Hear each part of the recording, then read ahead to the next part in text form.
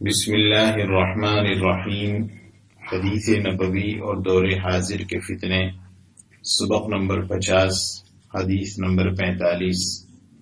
عن ابن مسعود رضی اللہ عنہ قال بین یدی الساعۃ تسلیم الخاصۃ وفشو التجارۃ حتى تعین المرأة زوجها على التجارة وقطع الارحام وفشو القلم وظہور شہادة الزور وکتمان شہادت الحق۔ حضرت ابن مسعود رضی اللہ عنہ حضور صلی اللہ علیہ وسلم سے روایت کرتے ہیں کہ قیامت سے کچھ پہلے علامتیں ظاہر ہوں گی۔ خاص لوگوں کو سلام کہنا، تجارت کا یہاں تک پھیل جانا کہ عورتیں مردوں کے ساتھ تجارت میں شریک اور مددگار ہوں، رشتہ داروں سے قطع تعلقی، قلم کا طوفان برپا ہونا، جھوٹی گواہی کا عام ہونا اور سچی گواہی کو چھپانا۔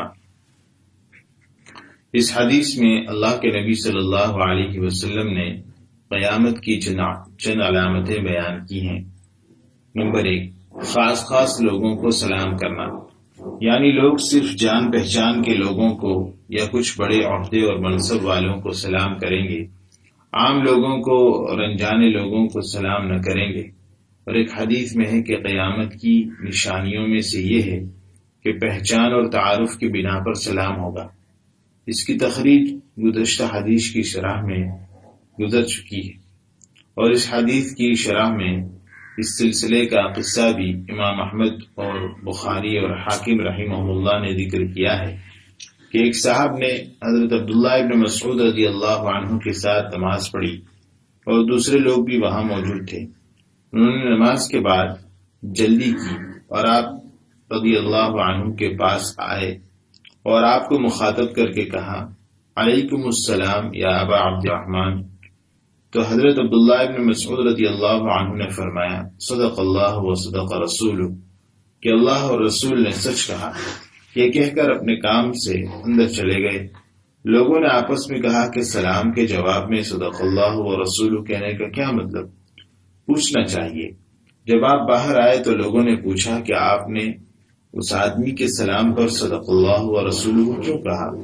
تب آپ نے فرمایا کہ میں نے حضور صلی اللہ علیہ وسلم سے یہ حدیث سنی ہے کہ قیامت کے قریب خاص لوگوں کو سلام کیا جائے گا، اور اس آدمی نے خاص مجھے سلام کیا، اس لیے میں نے کہا صدق اللہ و رسولہ۔ اور خطیب بغدادی رحمۃ اللہ علیہ نے ذکر کیا کہ حضرت ابو بکر صدیق رضی اللہ عنہ کے خلافت کے زمانے میں ایک شخص نے آپ کو سلام کرتے ہوئے کہا کہ السلام علیک یا خلیفۃ رسول اللہ۔ آپ رضی اللہ عنہ نے فرمایا کہ کیا ان سب آدمیوں کے درمیان صرف مجھے سلام؟ آج یہ بات امت میں عام ہو گئی ہے۔ اولاً تو سلام کا رواج ہی نہیں، اور جو سلام کرتے ہیں وہ یا تو جان پہچان والوں کو کرتے ہیں یا خاص لوگوں کو، جیسے عہدے والے، منصب والے کو، یا امام و خطیب یا عالم یا بزرگ کو۔ عام لوگوں کو سلام نہیں کرتے۔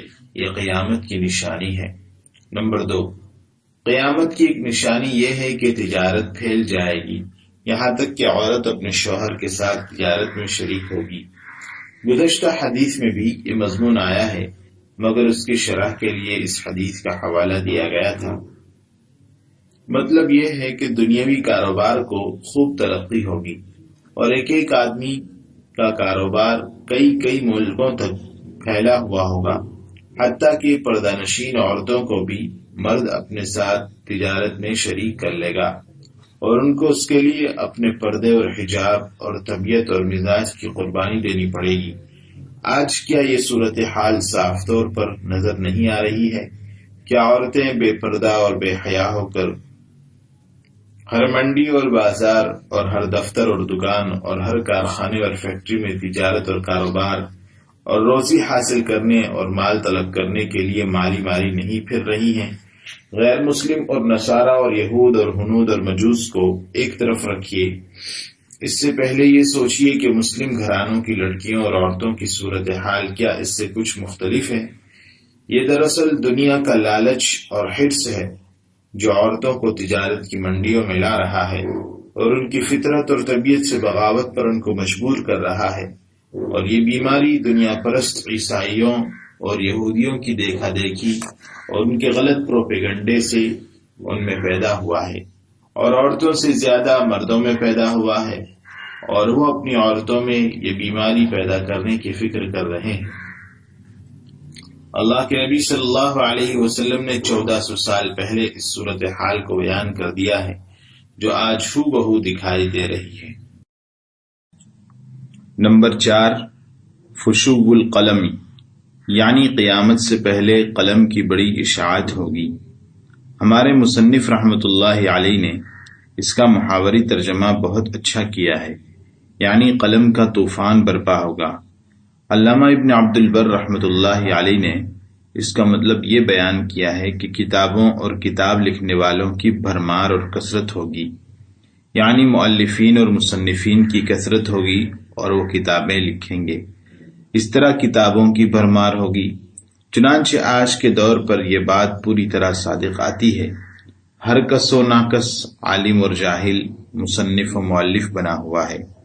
یہ خود ساختہ محقق حق اور باطل کی تمیز کیے بغیر محض اپنے جاہلانہ خیالات اور نظریات پر کتابیں لکھتے اور لوگوں کو گمراہ کرتے ہیں۔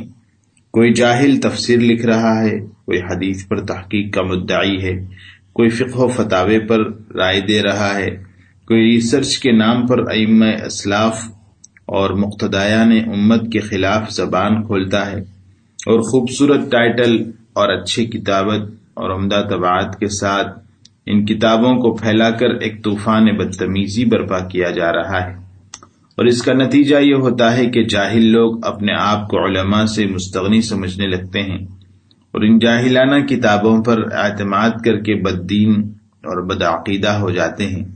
چنانچہ مستشرقین کی کتابیں پڑھ کر کتنے لوگ دین سے بدظن اور اسلام سے مرتد ہو چکے ہیں، یا کم از کم شک اور شبے میں گرفتار ہو کر تذبذب والی زندگی گزار رہے ہیں۔ اسی طرح منکرین حدیث کی کتابوں سے کتنے لوگ حدیثوں سے بدظن ہو گئے اور ائمہ محدثین کی محنتوں کا مذاق اڑانے لگے۔ اس طرح شیعہ، قادیانی، اہل بدعت اور تجدد پسند طبقے کی بکواس پڑھ کر کتنے لوگ کفر اور بدعت اور ضلالت کی خطرناک گڑھے میں گر چکے ہیں۔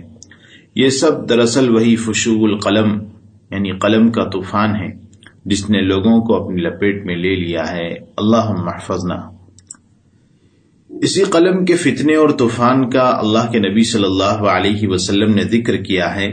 رہا قلم کا دین کی اشاعت اور حفاظت اور علوم دینیہ کی تحقیق کے لیے استعمال، یہ اس حدیث میں مراد نہیں ہے، کیونکہ یہ شروع دور سے ہوتا آیا ہے، اور اسلام کے جلیل القدر ائمہ نے اپنے بے بہا قلم سے علم کے ہزاروں ہزار بلکہ لاکھوں موتی کتابوں میں بکھیرے بھی ہیں اور جمع بھی فرمائے ہیں، اور ایک ایک مصنف نے سینکڑوں کتابیں لکھی ہیں اور بعض نے ہزاروں کتابیں لکھی ہیں۔ امام محمد رحمہ اللہ نے 1000 کتابیں لکھی ہیں، امام غزالی رحمہ اللہ نے 1000 کتابیں لکھی ہیں، امام سیوطی رحمۃ اللہ علیہ کی کتاب 500 تک پہنچتی ہیں، جن میں سے بعض کتابیں کئی جلدوں میں ہیں۔ امام ابن تیمیہ رحمہ اللہ نے سینکڑوں کتابیں لکھی ہیں اور ان کے صرف فتاوی 35 جلدوں میں ہیں۔ اسی طرح شیخ اکبر رحمہ اللہ کی کتابیں 200 سے زائد ہیں اور ان کی صرف تفسیر 100 جلدوں میں ہے۔ ابھی قریب دور میں مولانا تھانوی رحمہ اللہ نے 1000 کے قریب تصنیفات یادگار چھوڑی ہیں، اور علامہ ابن شاہین محدث نے 330 تصانیف فرمائی ہیں، اور ان کی قرآن پاک کی تفسیر 1000 جلدوں میں اور بخاری شریف کی تشریح 500 جلدوں میں ہے۔ امام مرغینانی رحمہ اللہ نے فقہ حنفی کی ایک کتاب بدایت المبتدی کی شرح لکھی تو وہ 80 جلدوں میں تیار ہوئی، پھر اس کو مختصر کیا تو اس کی 4 بڑی جلد ہدایہ کے نام سے چھپی، پھر ابن حجر، نووی، ابن کثیر، ابن قیم، ابن عبد البر، بیہقی، ملا علی قاری، شمس الدین الذہبی، شوکانی، عبد الحی لکھنوی، صدیق حسن بھوپالی، شیخ زکریا کاندھلوی رحمہم اللہ، اور نہ معلوم کون کون، ان کی کتب اور تصانیف اور تحقیقات بے حد شمار ہیں۔ علامہ یوسف النبہانی رحمہ اللہ نے صحیح کہا ہے کہ تمام اہل مذاہب کی تمام کتابیں لا کر بھی ہمارے ایک مصنف کی کتابوں کا مقابلہ نہیں کر سکتی۔ غرض یہ کہ علماء اسلام کی قلم کے ذریعے کی جانے والی خدمات کا احاطہ نہیں کیا جا سکتا، اور ان کے صرف نام بھی گنائے جائیں تو بلا مبالغہ ہزاروں ضخیم جلدیں تیار ہو جائیں گی، مگر یہ سب اس زیر بحث حدیث میں مراد نہیں ہے، بلکہ مراد وہ قلم کا طوفان بدتمیزی ہے جس کا ذکر اوپر کیا گیا۔ وظہور شہادت الزور، یعنی جھوٹی گواہی عام ہو جائے گی اور سچی گواہی کو چھپایا جائے گا۔ جھوٹی گواہی میں یہ بھی داخل ہے کہ کسی کے حق میں اس کے نااہل ہونے کے باوجود ووٹ دیا جائے یا کسی کو جھوٹی سند دی جائے، جیسے بعض یونیورسٹیوں اور اداروں سے نااہل لوگوں کو رشوت کی بنیاد پر جھوٹی سند دی جاتی ہے۔ اسی طرح ڈاکٹر لوگ بھی جھوٹی میڈیکل سرٹیفکیٹ دے دیتے ہیں۔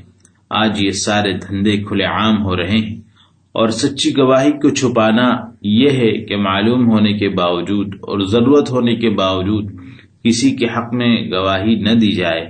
جیسے بعض لوگ اس لیے سچی گواہی دینا نہیں چاہتے ہیں کہ کون کسی کے بکھیڑے میں پڑے، یہ بھی ناجائز ہے۔ قرآن مجید میں ہے وَلَا تَكْتُمُوا الشَّهَادَةَ وَمَن يَكْتُمْهَا فَإِنَّهُ آثِمٌ قَلْبُهُ، یعنی گواہی کو نہ چھپاؤ، اور جو اس کو چھپائے گا اس کا دل گنہگار ہے۔ معلوم ہوا کہ ضرورت پر گواہی پیش کرنا چاہیے تاکہ حقدار کو حق پہنچے اور اس کی حق تلفی نہ ہو، اور یہ بھی معلوم ہوا کہ گواہی کو چھپانا قیامت کی علامت میں ہے۔